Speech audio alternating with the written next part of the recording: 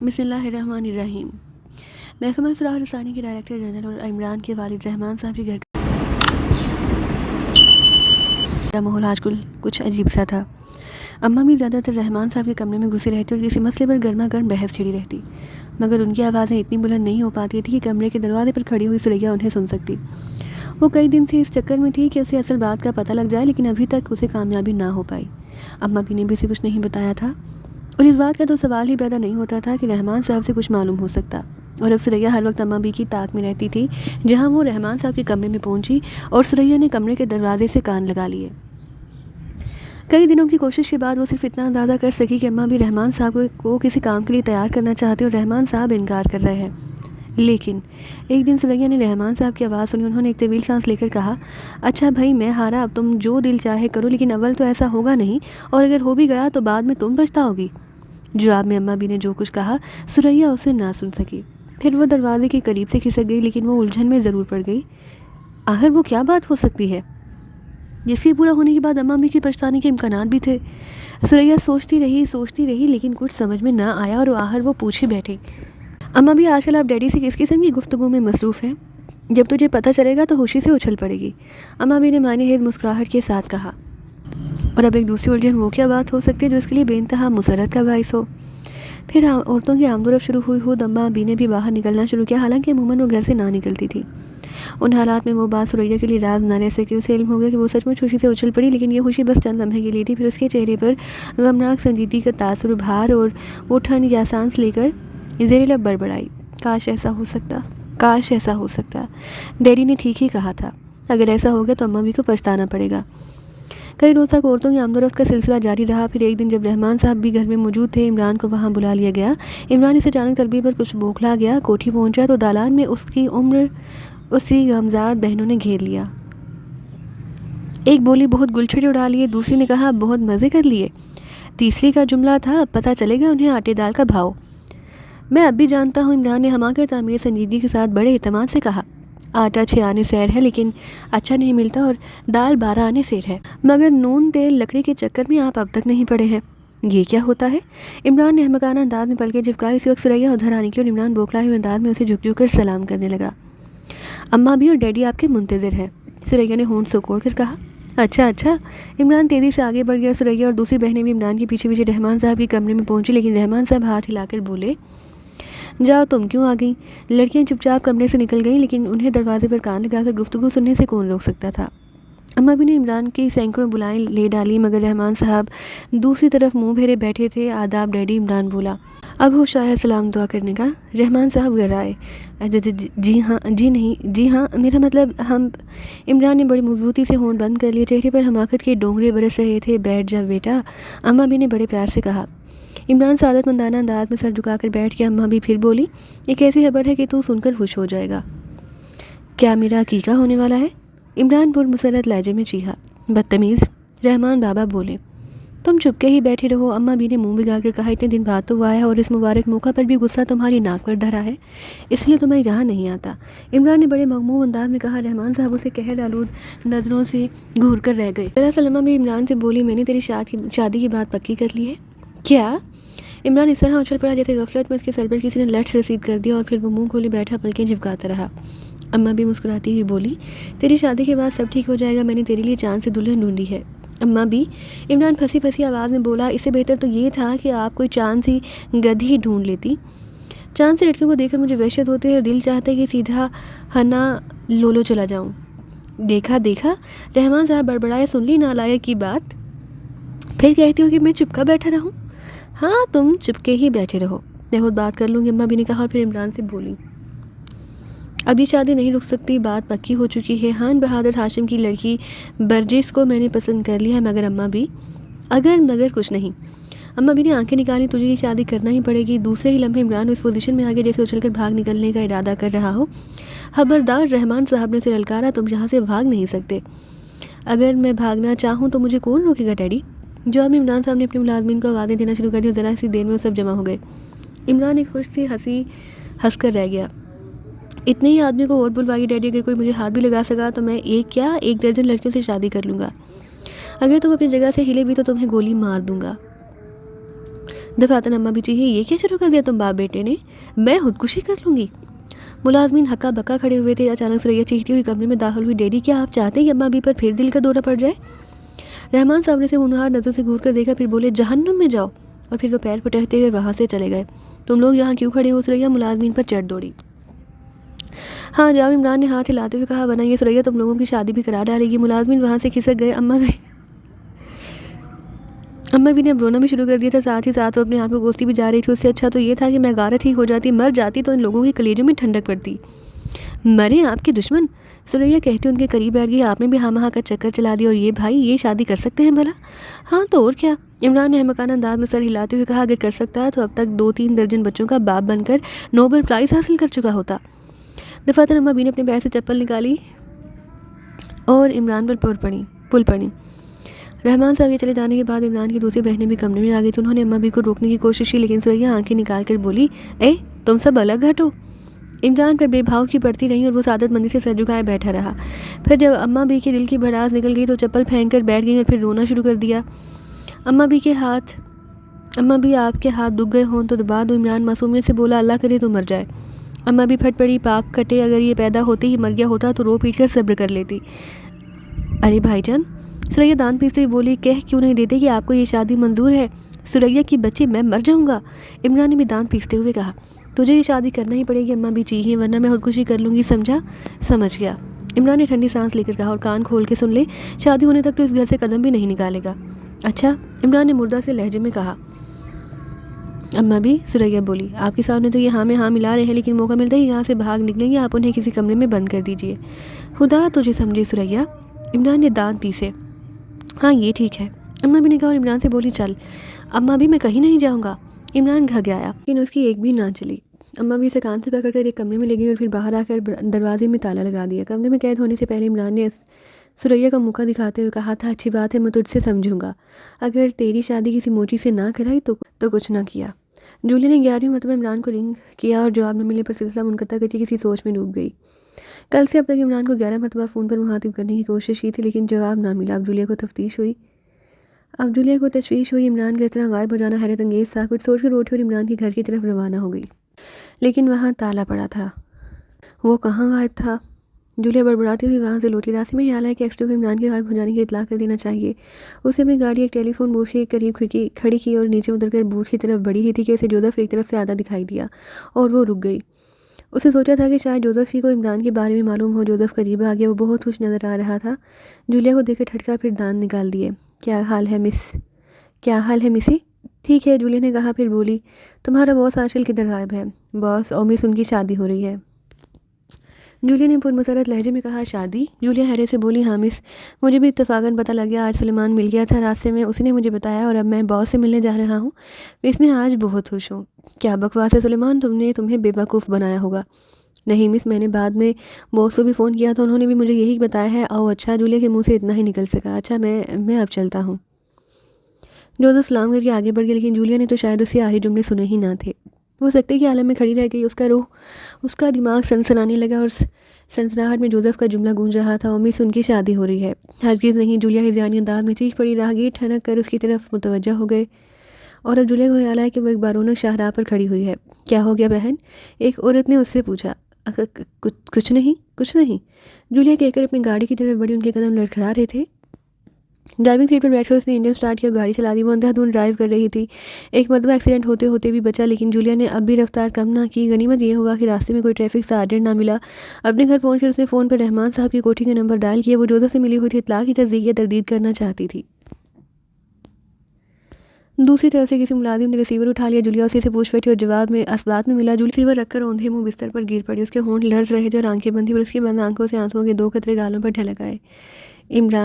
عمران، وہ آہستہ آہستہ بڑبڑا رہی تھی۔ تھوڑی دیر بعد جب وہ بستر سے اٹھی تو اس کی آنکھیں سرخ ہو رہی تھیں اور ان میں غم کے سائے لہرا رہے تھے۔ وہ اٹھ کر اس طرح فون کی طرف بڑھی جیسے کوئی ناگوار سا بورڈ گھسیٹ رہی ہو۔ اس نے دوبارہ رحمان صاحب کی کوٹھی کا نمبر ڈائل کیا، اور جب دوسری طرف سے ریسیور اٹھا لیا گیا تو وہ بولی، میں عمران صاحب سے گفتگو کرنا چاہتی ہوں۔ ارے جولیا صاحبہ، تم کون ہو؟ سلیمان۔ اوہ سلیمان، کیا واقعی تمہارے صاحب کی شادی ہو رہی ہے؟ جی ہاں۔ اوہ، جولیا نے مزمحل انداز میں کہا، اچھا خیر، میں اس سے گفتگو کرنا چاہتی ہوں۔ ٹھہریے، میں فون اٹھا کر اس کے کمرے تک لے جاتا ہوں جہاں صاحب ہیں۔ جولیا انتظار کرنے لگی۔ چند لمحے بعد دوسری طرف سے عمران کی آواز آئی، ہیلو جولیا، عمران اسپیکنگ۔ شادی مبارک ہو عمران، جولیا نے بھرائی ہوئی آواز میں کہا۔ خبردار، عمران نے غصیلے انداز میں کہا، کیا تم نے اس لیے فون کیا ہے کہ میرے نمکوں پر زخم لا حول، زخموں پر نمک چھڑکو؟ میں سنجیدگی سے مبارکباد دے رہی ہوں، اور میں سنجیدگی سے کہہ رہا ہوں کہ دوسری باتیں کرو، وحشت ہوتی ہے اس تذکرے سے۔ کیا تم اس شادی سے خوش نہیں؟ خوش؟ ارے میرا تو غصے کے مارے برا حال ہے، صبح سے اب تک 15 کوکا کولا پی چکا ہوں تاکہ غصہ ٹھنڈا ہو۔ اوہ، جولیا کی آنکھیں چمک اٹھی، جب تم اس شادی سے خوش نہیں ہو تو انکار کیوں نہیں کر دیتے؟ مجھے ایک کمرے میں قید کر دیا گیا اور شادی ہی کے دن باہر نکالا جائے گا۔ خیر کوئی بات نہیں، میں یہاں سے فرار بھی ہو سکتا ہوں، لیکن میری والدہ وہ دل کی مریضہ ہیں، شاید یہ صدمہ نہ سہ سکیں۔ اس وقت بھی سلیمان نے کھڑکی سے مجھے فون کا ریسیور دے دیا ہے جس پر میں تم سے بات کر رہا ہوں۔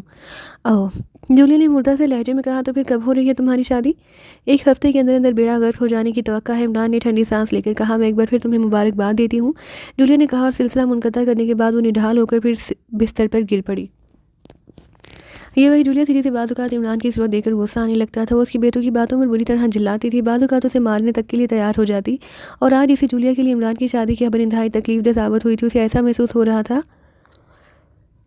کہ جیسے اسی کوئی عزیز ترین شے اس سے چھینی جا رہی ہو۔ وہ جذبہ جو اس کی دل کی گہرائیوں میں تھا، وہ جذبہ جو عمران کی خاطر اسے موت کے منہ میں چھلانگ لگانے پر مجبور کر سکتا تھا، وہ جذبہ جس قدر عمران نے کبھی نہ کی تھی، وہ جذبہ جس کا عمران مذاق اڑایا کرتا تھا، وہی جذبہ اس وقت جولیا کی دل کی گہرائیوں سے اٹھا آنکھوں کی راہ سے بہہ نکلا۔ وہ پھوٹ پھوٹ کر رو رہی تھی۔ عمران ایسا منہ بنائے کھڑا تھا جیسے کہیں سے جوتے کھا کر آیا ہو۔ کھڑکی کی دوسری طرف اس کی بہنیں کھڑی اس سے مذاق کر رہی تھی۔ دیکھیے بھیا، دیکھیے بھابھی کو زیادہ ستائیے گا نہیں۔ واہ، کیوں نہ ستائیے گا؟ دوسری بولی، یہ تو بھائی جان کا حق ہے، حق کی دم میں رسا۔ عمران نے غصیلی آواز میں کہا، رفع ہو جاؤ تم سب، ورنہ میں۔ ورنہ کیا؟ سریا نے آنکھیں نکالی۔ ورنہ میں ایک ہفتے کے اندر اندر تم سب کی شادیاں بھی کرا دوں گا۔ اتنے بااثر نہیں ہیں آپ اس گھر میں، سریا نے ہونٹ سوکڑ کر کہا۔ ارے بااثر تو اتنا ہوں کہ کھڑے گھاٹ ڈیڈی کو بھی شادی کرا دوں۔ ہاں، بڑے بےہودہ ہیں آپ، سریا غصیلی لہجے میں بولی۔ شرم نہیں آتی آپ کو یہ کہتے ہوئے؟ کیوں، میں اس میں شرم آنے کی کیا بات ہے؟ میں نے یہ تھوڑی کہا ہے کہ خود ہی ڈیڈی سے شادی کر لوں گا، بے حیا بھی ہو گئے ہیں۔ سریا منہ بگاڑ کر بولی، دیکھا تم لوگوں نے؟ عمران اپنی عمرزاد بہنوں کی طرف دیکھتا اور بے بسی سے بولا، یہ میری چھوٹی بہن ہے، بےہودہ اور بے حیا کہتی ہے مجھے۔ یہ تو واقعی بری بات ہے سریا آپا، مت بور کرو مجھے، سریا نے کہا اور وہاں سے چلی گئی۔ عمران نے ایک ٹھنڈی سانس لی اور جیب سے چنگم کا پیکٹ نکالنے لگا۔ ہم بھی کھائیں گے، وہ سب بیک وقت بولی۔ فالتو نہیں ہے میرے پاس، عمران نے آنکھیں نکال کر کہا اپنے شوہروں سے کھانا جا کر۔ ہاں، اس بات پر وہ سب جھیم کر ایک نے موضوع گفتگو بدلنے کے لیے کہا، عمران بھائی کمرے میں آپ کی طبیعت گھبراتی ہوگی، رسالے وغیرہ لا دیں آپ کو؟ پہلے تو عمران نے الفوں کی طرح دیدے نچائے، پھر بولا، نہیں تم مجھے وہ کتاب لا دو، کیا نام ہے اس کا؟ ہاں یاد آیا، بیویاں پالنے کے طریقے۔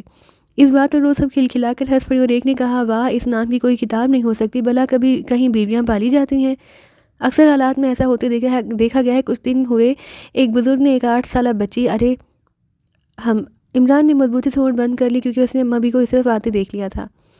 تم سب یہاں کیوں کھڑی ہو؟ اماں بھی لڑکیوں کو گھورتی ہوئی بولیں، کچھ نہیں، کچھ بھی تو نہیں اماں بھی، بس ایسے ہی ذرا عمران بھائی سے باتیں ہو رہی تھی۔ جی ہاں، عمران ہی نہمکانہ انداز میں سر ہلاتا ہوا بولا۔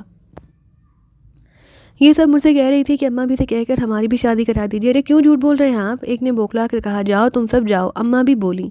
وہ سب وہاں سے چلی گئی اور عمران نہمکانہ انداز میں پلکیں جھپکاتا ہوا اماں بھی کی طرف دیکھتا رہا جو ایک ہاتھ میں شاید آج ہی کا اخبار لیے ہوئے تھی۔ اب تیری شادی برجس سے نہ ہو سکے گی، اماں جی نے آہستہ سے کہا۔ جیو اماں بھی۔ عمران بے ساختہ اچھل پڑا، لیکن اپنے بے تکلفانہ انداز تعاطف کا احساس ہوتے ہی جلدی سے دونوں ہاتھ منہ پر رکھ لی، مگر اماں بھی نے شاید اس کو بھی محسوس نہ کیا۔ انہوں نے اخبار کھولا اور اس کا بیچ کا حصہ نکال کر عمران کی طرف بڑھاتی ہوئی ٹھنڈی سانس لے کر بولی، یہ پڑھ لے درمیان والا کالم۔ عمران نے اخبار لیا۔ درمیان کا کالم اس اخبار کا ایک دلچسپ کالم ہوتا تھا جس میں آپ بیتیوں کے عنوان سے لوگوں کے بھیجے ہوئے خطوط چھاپے جاتے تھے۔ عمران نے گھر کے گیٹ سرخ لکیر کھینچی ہوئی دیکھی، اسے پڑھنے لگا۔ یہ خط کسی جیلانی نام کے آدمی کا تھا۔ اس نے اپنے اس خط میں خان بہادر ہاشم کی لڑکی برجس سے اپنے رومانس کی داستان لکھی تھی اور چھپے الفاظ میں بہت کچھ ظاہر کر دیا تھا۔ آخر میں اس نے لکھا تھا، اب پتہ چلا ہے کہ برجس کی شادی محکمہ سراغ رسانی کے ڈائریکٹر جنرل رحمان صاحب کی لڑکے مسٹر علی عمران سے ہو رہی ہے۔ کاش برجس نے مجھ سے بے وفائی نہ کی ہوتی۔ عمران نے ہاتھ پڑھ کر ایک ٹھنڈی طویل سانس لی۔ اماں بھی کمرے کا دروازہ کھول رہی تھی۔ آدھے گھنٹے بعد عمران ایک ٹیکسی میں روزنامہ قوم کے دفتر کی طرف جا رہا تھا۔ روزنامہ قوم شام کے معمول اخبارات میں سے ایک تھا۔ اس کی اشاعت زیادہ نہ تھی اور وہ ابھی حال ہی میں جاری ہوا تھا، مشکل سے 1 مہینہ ہوا ہوگا، لیکن خیال کیا جاتا تھا کہ وہ کچھ دنوں بعد مقبولیت حاصل کر لے گا۔ عمران اس وقت اس کے ایڈیٹر سے ملنے جا رہا تھا، اس خط کے سلسلے میں گفتگو کرنا تھا جو آپ بیتیاں کے عنوان کے تحت شائع ہوا تھا۔ گو کہ وہ عمران گو کہ وہ خط عمران کے رہائی کا پروانہ ثابت ہوا تھا، لیکن عمران اس سلسلے میں ایڈیٹر کو اچھی طرح دھیرنا چاہتا تھا، کیونکہ وہ اس حد کے لیے اہانت میسا ہے۔ خود وہ تو اپنی توہین کی پرواہ نہیں کرتا تھا، لیکن حد میں رحمان صاحب کا نام پہ آیا تھا۔ رحمان صاحب جو اس کے باپ تھے، وہ ان کی توہین کیسے برداشت کر سکتا تھا؟ یہ بات بھی ممکن تھی کہ وہ حد حقیقت پر مبنی ہو، لیکن اخبار کو یہ حق نہیں پہنچتا کہ وہ اس میں رحمان صاحب یا عمران کا نام شائع کر دیتا۔ عمران نے ٹیکسی رکوا اتر کر کرایہ ادا کیا، پھر دفتر کے دروازے کی طرف بڑھا ہی تھا کہ اندر سے فیاض نکلتا دکھائی دیا۔ ہیلو سپر فیاض، عمران پرمسرت انداز میں چیخا۔ ہیلو، فیاض بھی اسے دیکھ کر مسکرایا۔ کیا حال ہے میری جان، بہت دنوں بعد نظر آئے۔ تم یہاں کیوں آئے ہو؟ ایڈیٹر کی دم میں نمتا کسنا ہے، عمران نے غصیلی آواز میں کہا۔ میں بھی اسی سلسلے میں آیا تھا، رحمان صاحب نے بھیجا تھا مجھے۔ آؤ۔ کہاں؟ ہوٹل میں بیٹھ کر گفتگو کریں گے۔ سڑک کی دوسری طرف ایک چھوٹا سا ریسٹورانٹ تھا۔ عمران اور فیاض وہاں جا بیٹھے اور ویٹر سے چائے کے لیے کہنے کے بعد فیاض مسکراتا ہوا عمران سے بولا، سب سے پہلے شادی کے سلسلے میں مبارکباد قبول فرماؤ۔ عمران اسے غصیلی نظروں سے دیکھتا ہوا گھرایا، کیا تمہاری کھوپڑی پر چپت مار کر بھاگ جاؤں؟ کیوں؟ فیاض ہنسا۔ اس لیے کہ اب میری شادی ہو نہیں رہی اور میں چپت مارنے کے لیے آزاد ہوں۔ کیوں شادی کیوں نہیں ہو رہی؟ اللہ کی مرضی اسی میں تھی کہ میں کنوارا ہی رہوں۔ عمران ڈھنڈی ہوئی آواز میں بولا، اس بدنامی کے بعد ڈیڈی میری شادی بجی سے ہرگز نہ کریں گے، لیکن یہ کسی قسم کی سازش معلوم ہوتی ہے۔ کوئی چاہتا ہے کہ تمہاری شادی بجی سے نہ ہو سکے۔ اوہ، عمران فیاض کی آنکھوں میں دیکھنے لگا۔ میں ایڈیٹر سے ملا تھا، فیاض کہتا رہا۔ اس نے بتایا ہے کہ وہ خط اس کی نادانستگی میں شائع ہوا ہے اور اس کا پتہ اس وقت چلا جب اخبار شہر میں پھیل چکا تھا۔ یہ کیسے ہو سکتا ہے؟ ہو سکتا ہے، فیاض نے سر ہلاتے ہوئے کہا، یہ تم جانتی ہوگی کہ اخباروں کے علاوہ دوسرے مضامین اور مستقل کالم پہلے ہی سے تیار کر لیے جاتے ہیں۔ چنانچہ بیچ کا صفحہ کل شام ہی کو کتابت کر لیا گیا تھا۔ اس کے بعد وہ پروف ریڈر کو دیا گیا تھا اور اس نے جانچ پڑتال کرنے کے بعد اس پر دستخط کر دیے تھے۔ اس کے بعد وہ پروف ایڈیٹر تک پہنچایا گیا تھا اور ایڈیٹر کا بیان ہے کہ اس وقت تک وہ ہاتھ اس میں نہیں تھا اور تم نے یقین کر لیا۔ عمران نے منہ بنا کر بولا۔ نہیں، فیاض نے جواب دیا، میں نے اسے پروف دکھانے کے لیے کہا اور وہ میں اپنے ساتھ لایا ہوں۔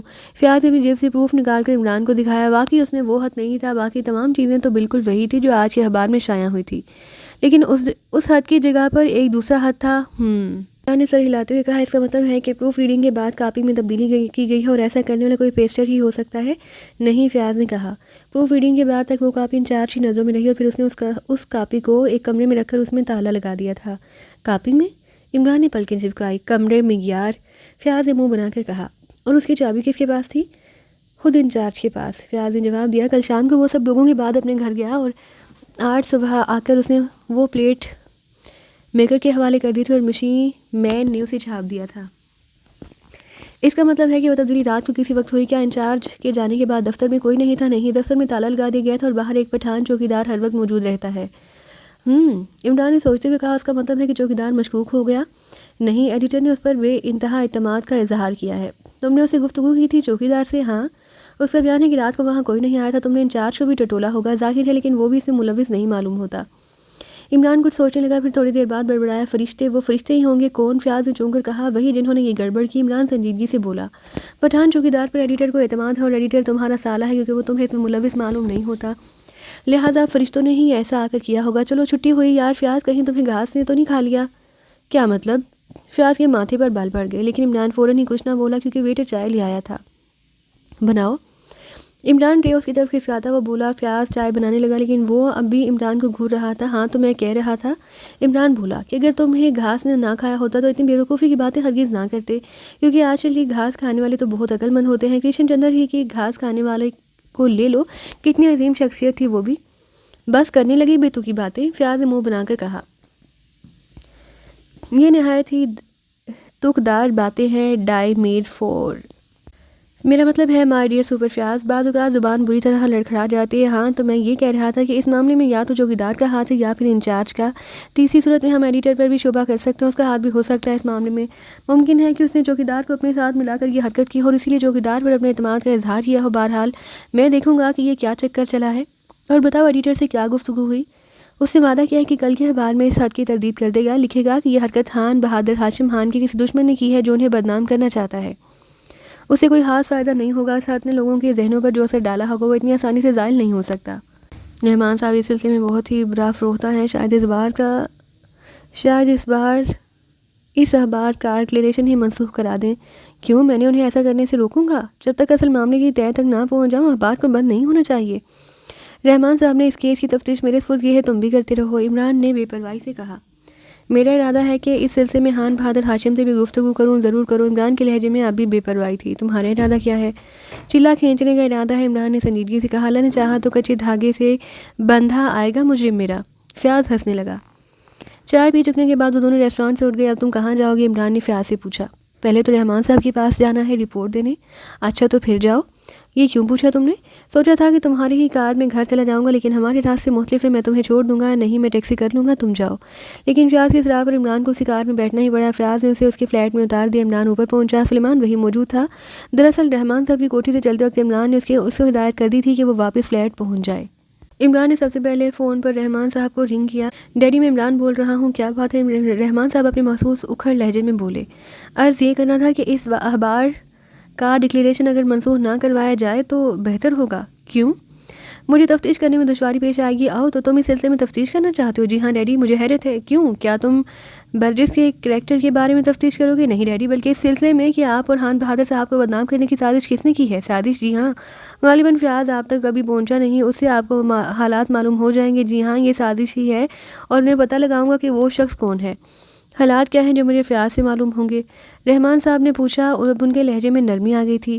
تفصیل طلب باتیں۔ عمران نے کہا، فیاض ہی سے آپ کو معلوم ہو سکے گا، وہ آپ ہی کی طرف گیا ہے، پہنچنے ہی والا ہوگا۔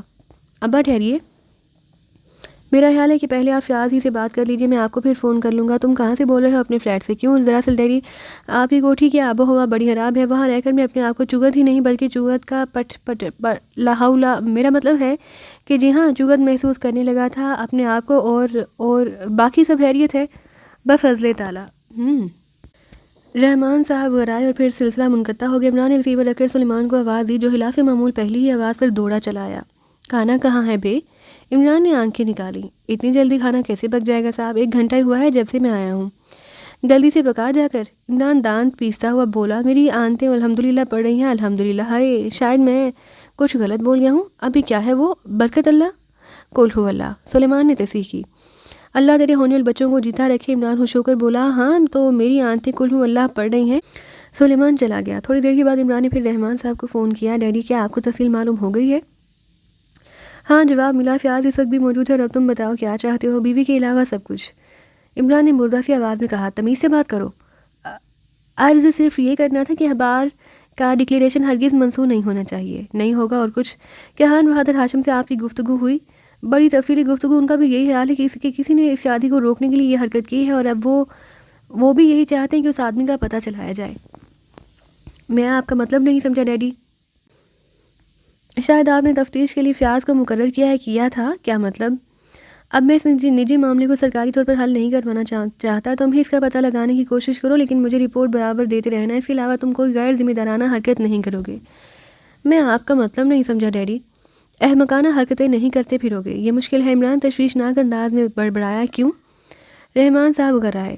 لوگوں کا خیال ہے کہ میرا اور حماقت کا دولی چامن کا ساتھ ہے۔ دولی چامن؟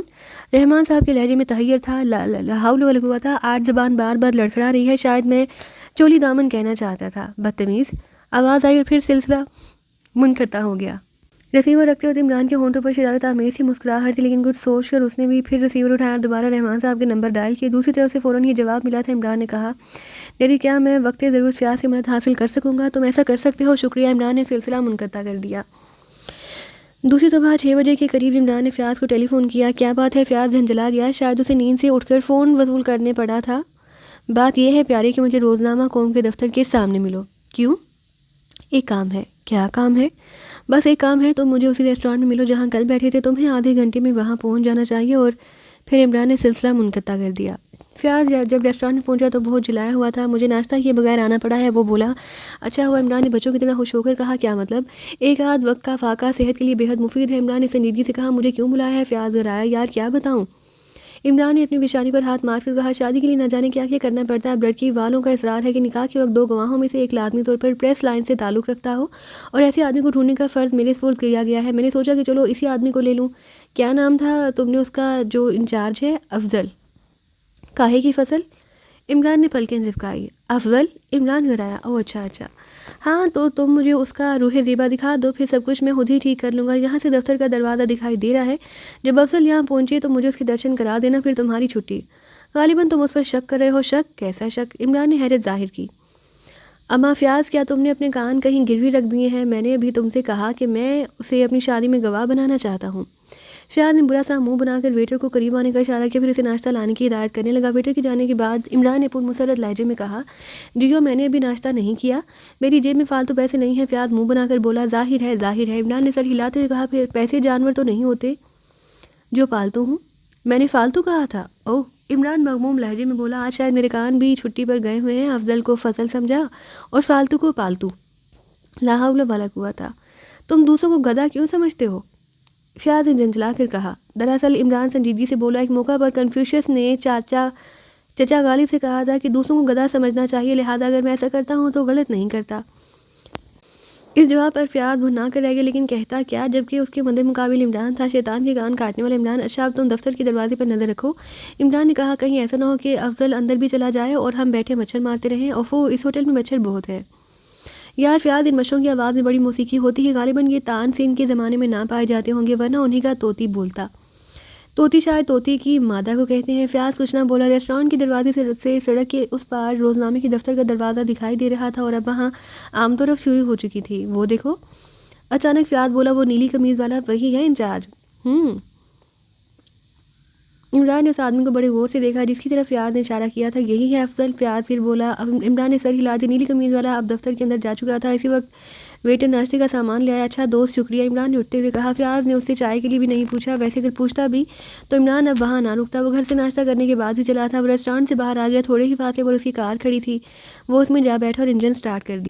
گاڑی فراٹے بھرنے لگی اور اب عمران خان بہادر ہاشم کی کوٹھی کی طرف جا رہا تھا۔ راستے میں وہ اس معاملے کے مختلف پہلوؤں پر غور کرنے لگا، سوچ رہا تھا کہ اسی شادی کو رکوانے سے کسی کو کیا فائدہ ہو سکتا ہے۔ ممکن ہے کہ اخبار میں شائع ہونے والا خط حقیقت پر مبنی ہو، لیکن اسے چھپانے کی ضرورت کیوں پیش آئی؟ ظاہر ہے کہ مقصد شادی رکوانا ہی ہوگا۔ کیا یہ کوشش برجس کی کسی عاشق کی ہو سکتی ہے؟ عمران نے سوچا۔ اس بات کے امکانات تھے، لیکن اس صورت میں یہ بات بھی یقینی تھی کہ برجس کو اپنے اس عاشق سے محبت نہ ہو، وہ اسے نہ چاہتی ہو۔ اگر ایسا نہ ہوتا تو وہ خود ہی عمران سے اپنی شادی کی مخالفت بھی کر سکتی تھی۔ خان بہادر صاحب ایڈوانس قسم کے آدمی تھے، وہ اپنی بیٹی کی اس مخالفت کو غصیلی نظروں سے ہرگز نہ دیکھتے۔ برجس کی مرضی کے خلاف اس کی شادی عمران سے نہ ہوتی تو پھر؟ اب عمران اس آدمی کے بارے میں سوچنے لگا جس نے وہ خط اخبار میں چھپوایا تھا۔ خط کے نیچے اس نے اپنا نام جیلانی لکھا تھا، مگر عمران کو یقین تھا کہ وہ نام جعلی ہوگا۔ کوئی آدمی اتنا بے وقوف نہیں ہو سکتا کہ اپنا اصلی نام لکھ کر اپنی گردن خود پھنسوا لے۔ خان بہادر ہاشم اپنی کوٹھی پر نہیں تھے، کب تک آ جائیں گے؟ عمران نے ملازم سے پوچھا۔ اس سے پہلے کہ ملازم کوئی جواب دیتا، اندر سے ایک عورت دالان میں نکل آئی۔ اس کی عمر کوئی 30 سال کے قریب رہی ہوگی، وہ خوبصورت بھی تھی، اس کی چال سے تمکنت کا اظہار بھی ہو رہا تھا۔ وہ سفید ساڑی اور سفید ہی بلاؤز میں تھی۔ عمران نے اسے دیکھ کر بڑی تیزی سے پلکیں جھپکائی۔ کیا بات ہے رامو؟ اس عورت نے ملازم کو مخاطب ہو کر کیا۔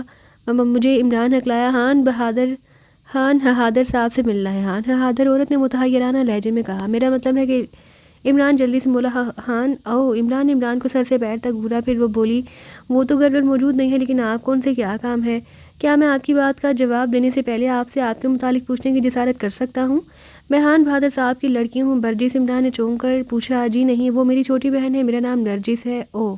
عمران ایک طویل سانس لی، پھر سوچنے لگا کہ جو کچھ اسے خان بہادر سے معلوم کرنا ہے وہ نرجس سے بھی معلوم کیا جا سکتا ہے۔ چنانچہ اس نے کہا، کیا آپ میری چند باتوں کا جواب دے سکیں گی؟ فرمائیے، کیا آپ جیلانی نام کے کسی آدمی سے واقف ہیں؟ جیلانی؟ نرجس چونک کر عمران کو گھورنے لگی۔ جی ہاں۔ عمران سر ہلاتا ہوا بولا، میں اس خط کے سلسلے میں حاضر ہوا ہوں جو کل کے ایک اخبار میں چھپا تھا۔ آپ کون ہیں؟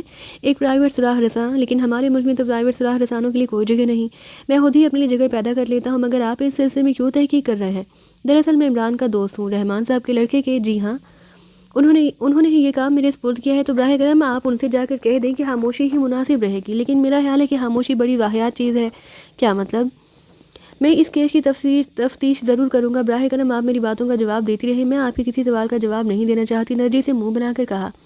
تو پھر آپ کو مقامی ریڈیو اسٹیشن سے ہونے والے قومی نغمے سننا پڑیں گے، عمران نے اس انداز میں کہا جیسے کسی قسم کی دھمکی دی ہو۔ یہ کیا بات ہوئی؟ نرجس کے لہجے میں تحیر تھا۔ کیا بات ہوئی؟ عمران نے جلے کٹے انداز میں ہاتھ نہ جا کر کہا، اگر آپ نے میرے سوالات کے جوابات نہیں دیے تو آپ کو قومی نغمے سننے پڑیں گے۔ ہاں، آپ کا دماغ خراب ہے مسٹر؟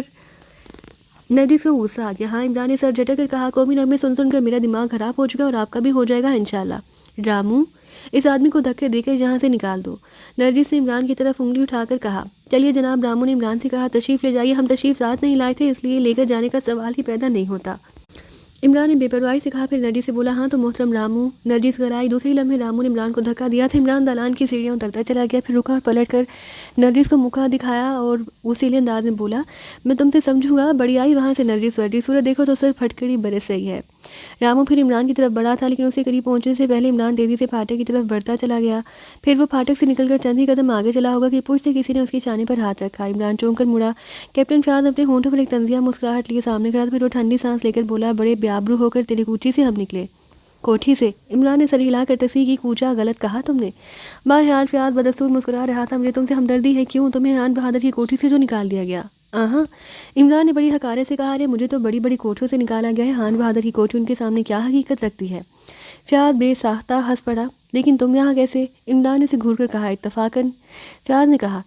ادھر سے گزر رہا تھا کہ تم کوٹھی کے دالان میں نظر آئے اور میں رک کر تمہاری اور اس عورت کی گفتگو سننے لگا. کون ہے وہ؟ ایک عورت، عمران نے کہا اور قریب ہی کھڑی ہوئی اپنی کار کی طرف بڑھ گیا. چند ہی لمحے وہ اپنے فلیٹ میں واپس پہنچ چکا تھا اور اب اسے افسوس ہو رہا تھا کہ اسے نرجس سے اوٹ پٹانگ باتیں، کیونکہ اسے خود پر غصہ آ گیا. لیکن وہ اپنی زبان کو کیا کرتا جو سنجیدہ موقع پر بھی بعض اوقات کینچی کی طرح چل پڑتی تھی اور عمران کو اس پر بے اختیار غصہ آ جاتا.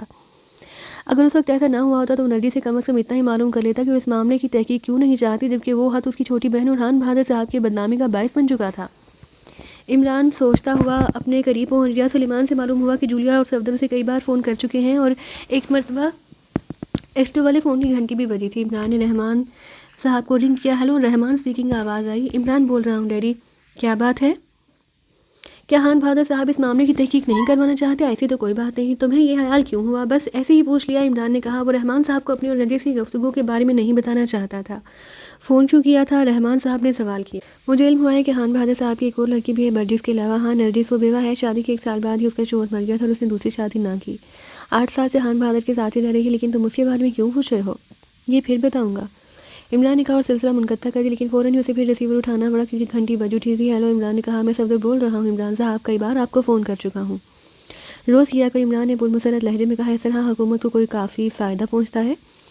بات سنیے، اس وقت میرے سامنے کل شام کا ایک اخبار موجود ہے، روزنامہ قوم. عمران ایک ٹھنڈی سانس لی، پھر مغموم لہجے میں کہا. دیکھ لیا صفدر، اتنے دن بعد شادی کی امید پیدا ہوئی تھی وہ بھی ختم ہو گئی. تو کیا آپ چاہتے تھے کہ شادی ہو جائے؟ پھر کیا میں کنوارا مرنا چاہتا ہوں کوئی؟ عمران نے غصیلے انداز میں کہا. جولیا کی حالت بری ہے. صفدر نے اس کی بات پر دھیان دیے بغیر کہا. کیوں، کیا ہوا؟ اسے بخار؟ اسے آپ کی شادی کا علم ہو گیا تھا نا؟ میری شادی کا علم ہونے سے بخار آتا ہے؟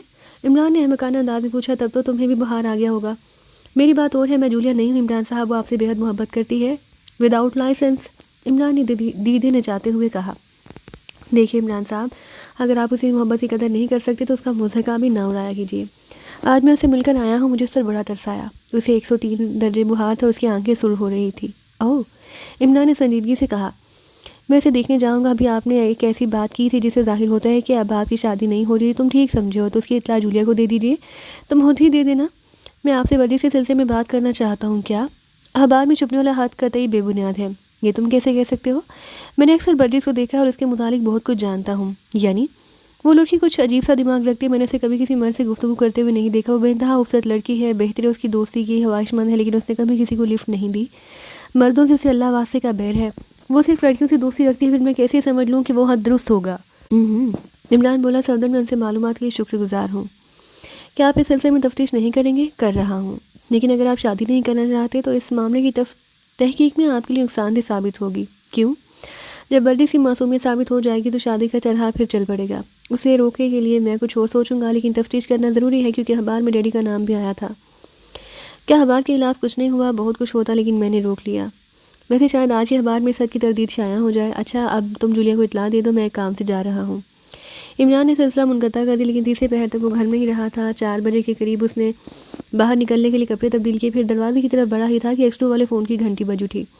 عمران نے ریسیور اٹھایا. دوسری طرف بلیک زیرو تھا. میں نے آپ کو صبح بھی رنگ کیا تھا لیکن جواب نہیں ملا. تو تم نے رنگ کیا تھا؟ عمران نے کہا. کیوں، کیا بات ہے؟ کل شام کا روزنامہ قوم. اس سلسلے میں پھر کسی وقت بات کرو، میں اس وقت جلدی میں ہوں. عمران نے کہا. اتنا تو بتا دیجیے کہ کیا واقعی آپ کی شادی ہو رہی تھی، لیکن اب معاملہ کھٹائی میں پڑ گیا. اچھا بس. عمران نے ریسیور رکھ دیا. ٹھیک 5 بجے روزنامہ قوم کی کتابت سیکشن کا انچارج افضل اپنے آفس باہر نکلا. عمران اس کا منتظر ہی تھا. اسے دیکھتے اس کی طرف لپکا. جناب مسٹر فضول. عمران نے آنکھ لگائی. افضل چونک کر مڑا. مجھے آپ سے کچھ بات کرنا ہے مسٹر فضول. عمران نے اسے قریب پہنچ کر کہا. کبھی میرا نام افضل ہے. وہ گھر آیا. اور معاف کیجیے گا، دراصل مجھے نام ٹھیک سے یاد نہیں رہتے، کبھی کبھی تو اپنا نام بھی بھول جاتا ہوں۔ میں تھوڑی دیر ہی پہلے مجھے اپنا نام جیلانی یاد آ رہا تھا، حالانکہ عمران ہے۔ عمران کی زبان سے جیلانی سنتے ہی افضل کا رنگ متغیر ہو گیا، لیکن جلد ہی اس نے اپنے اوپر قابو پا لیا اور بولا، آپ مجھ سے کیا بات کرنا چاہتے ہیں؟ سامنے ہوٹل میں چلے چلیے، مجھے اتنی فرصت نہیں۔ لیکن عمران نے اس کا راستہ روک لیا اور بڑی معصومیت سے بولا، تو کیا میں پولیس کے پاس چلا جاؤں؟ کیا مطلب؟ ہاں ہاں، عمران نے کہا لگایا، میں سب کچھ جانتا ہوں، سب کچھ۔ ہاں ہاں ہاں۔ افضل کے چہرے کا رنگ اڑ گیا۔ آؤ آؤ دوست۔ عمران اس کا ہاتھ پکڑ کر ہوٹل کی طرف بڑھا، افضل اس کے ساتھ چلنے نہیں بلکہ گھسیٹنے لگا۔ عمران نے محسوس کیا کہ وہ نروس ہو چکا ہے۔ ہوٹل میں آ کر عمران نے ویٹر سے چائے کے لیے کہا، پھر افضل سے بولا، ہم چائے پینے کے دوران میں ہی گفتگو کریں گے۔ تو تم کون ہو؟ افضل ہکلایا۔ کالا چور، عمران نے مسکراتے ہوئے کہا، اور کالا چور سب کچھ جانتا ہے۔ افضل تیزی سے سانس لینے لگا، وہ بہت زیادہ حائف نظر آ رہا تھا۔ چائے آئی، عمران نے ایک پیالی بنا کر اسے دی اور پھر خود اپنے لیے بنانے لگا۔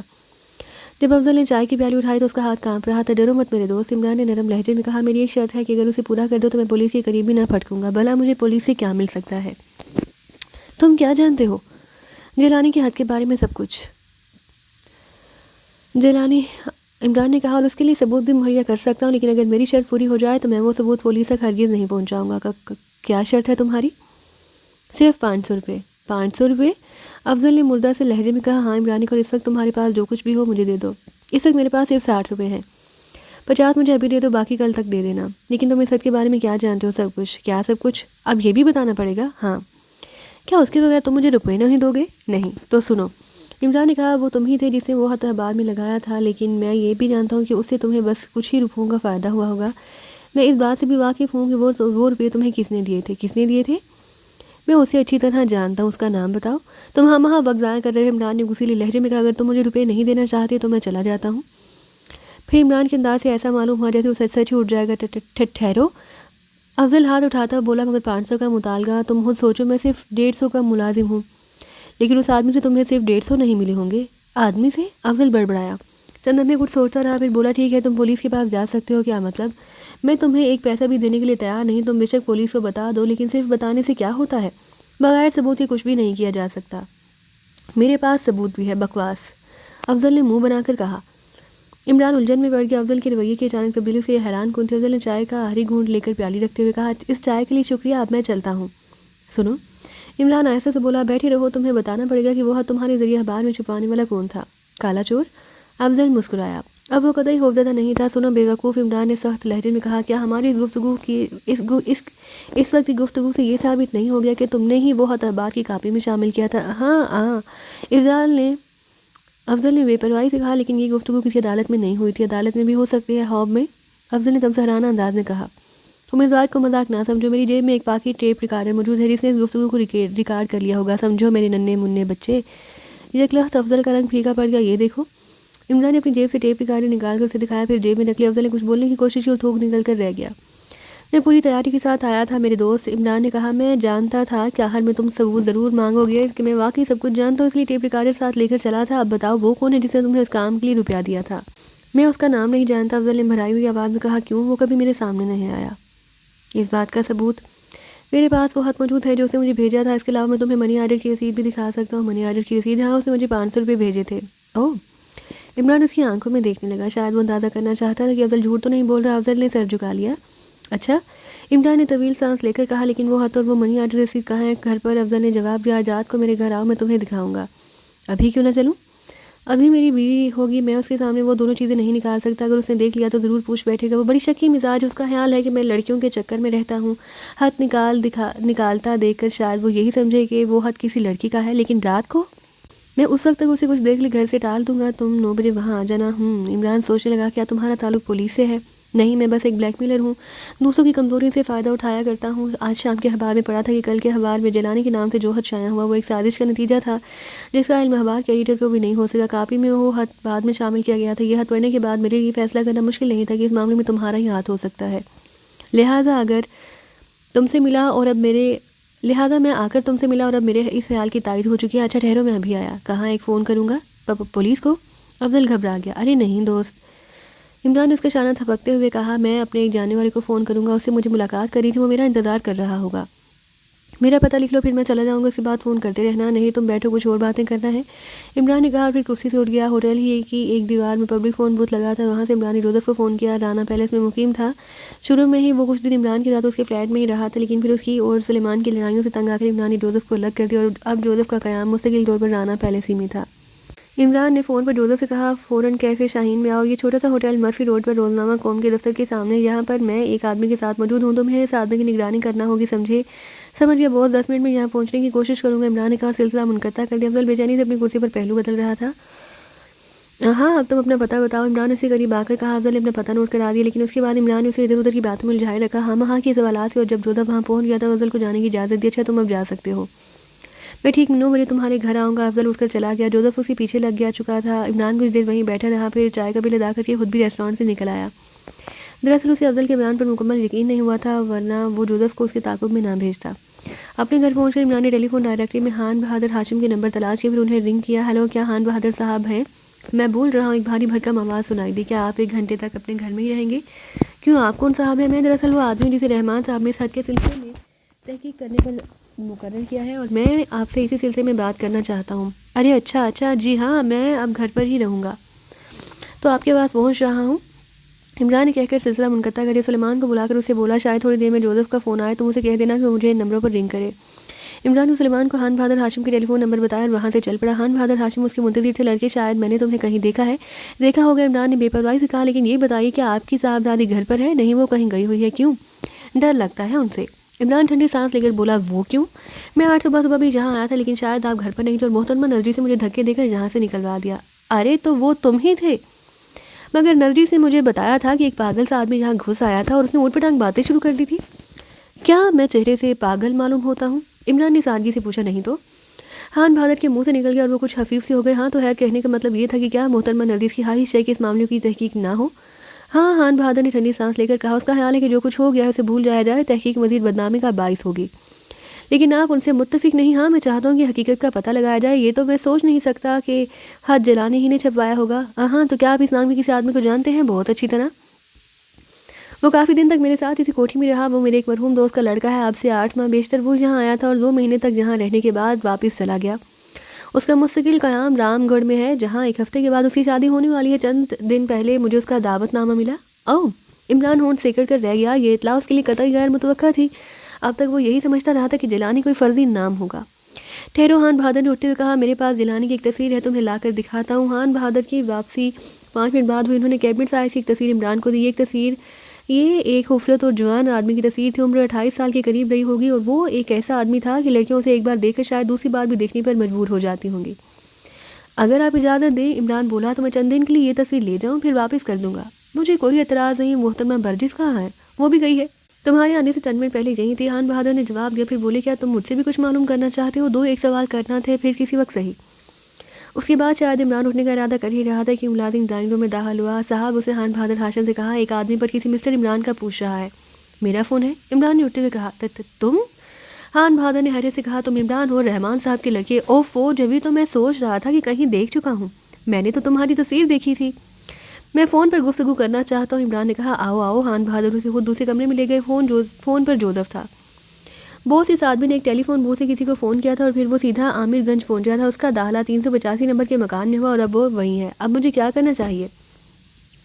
وہیں رکے رہو، میرے دوسرے حکم کا انتظار کرو۔ اچھا باس۔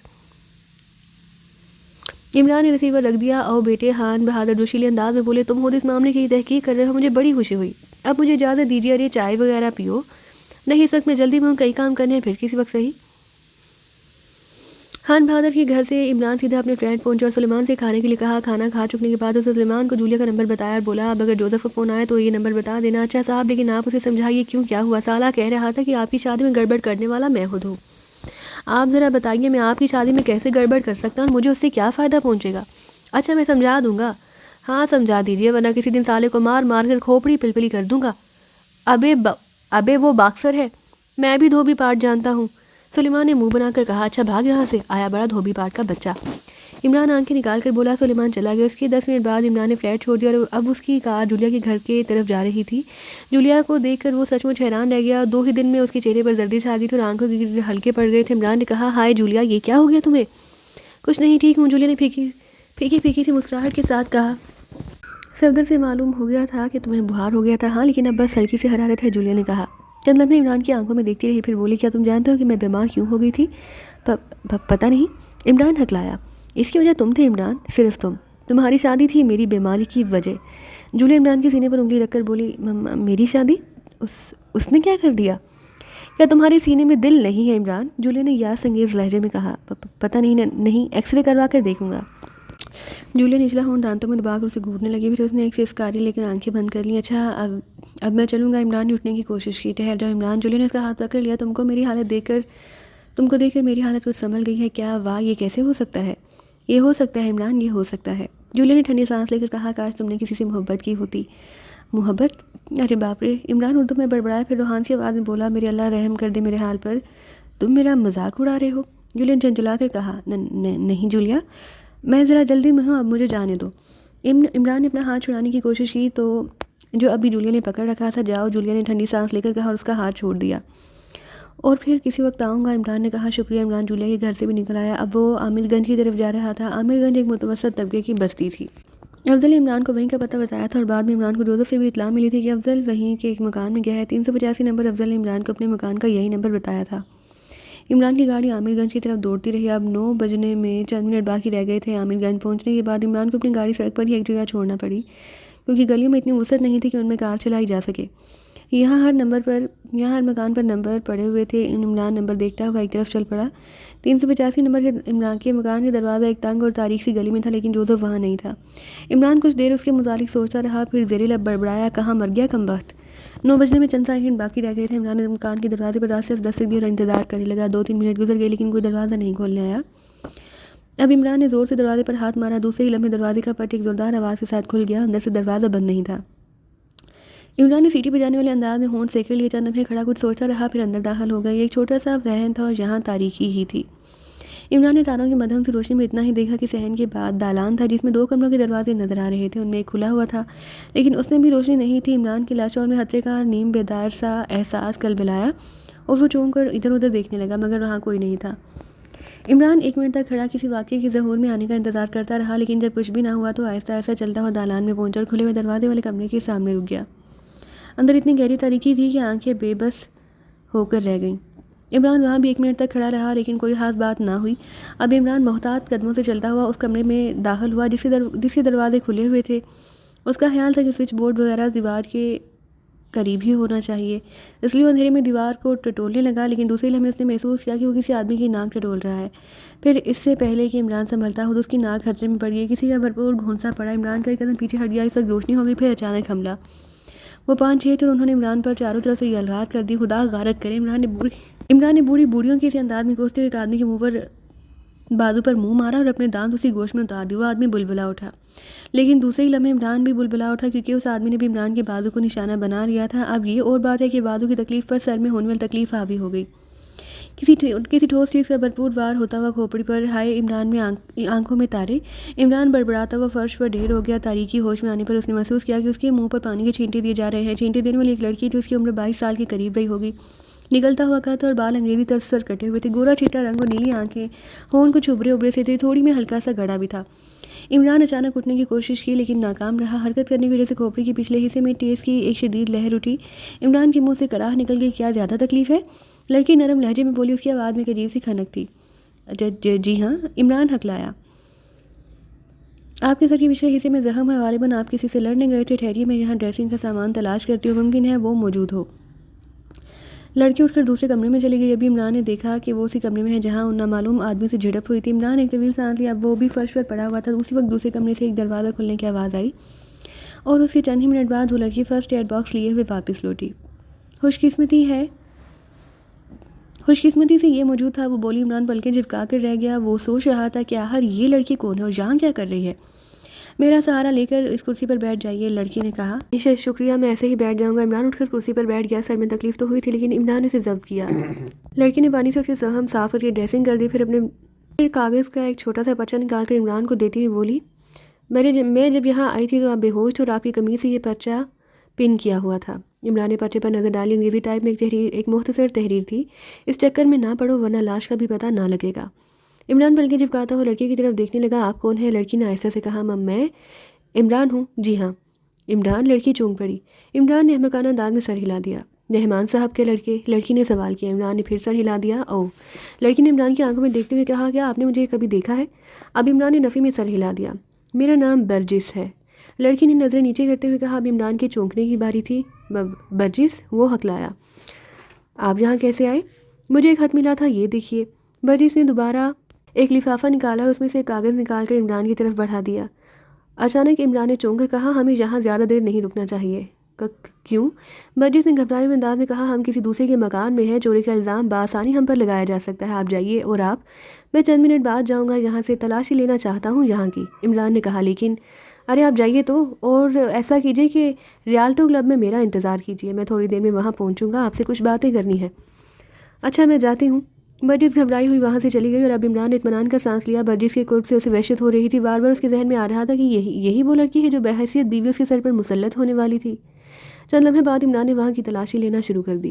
اس نے سوچا تھا کہ شاید کوئی ایسی چیز لگ جائے جو کسی کام آ سکے. اس کے بائیں ہاتھ میں وہ پرچہ اب بھی دبا ہوا تھا جو برجس نے اسے دیا تھا، لیکن ابھی عمران نے اس پر اچٹتی سی ہی نظر ڈالی تھی.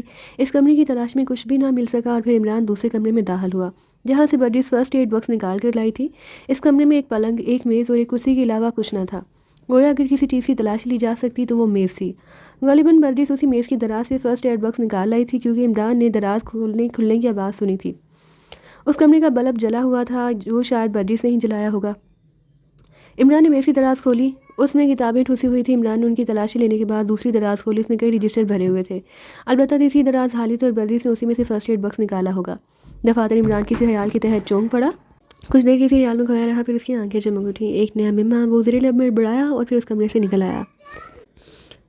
تھوڑی دیر بعد وہ جب اس طرف چل پڑا جہاں اس نے کار کھڑی کی تھی. وہ اسی کا کھڑی مل گئی. عمران نے انجن سٹارٹ کرنے سے پہلے گاڑی کے اندر کی بتی جلائی اور وہ ہاتھ پڑنے لگا جو اسے برجس نے دیا تھا. یہ تحریر بھی انگریزی ٹائپ میں تھی.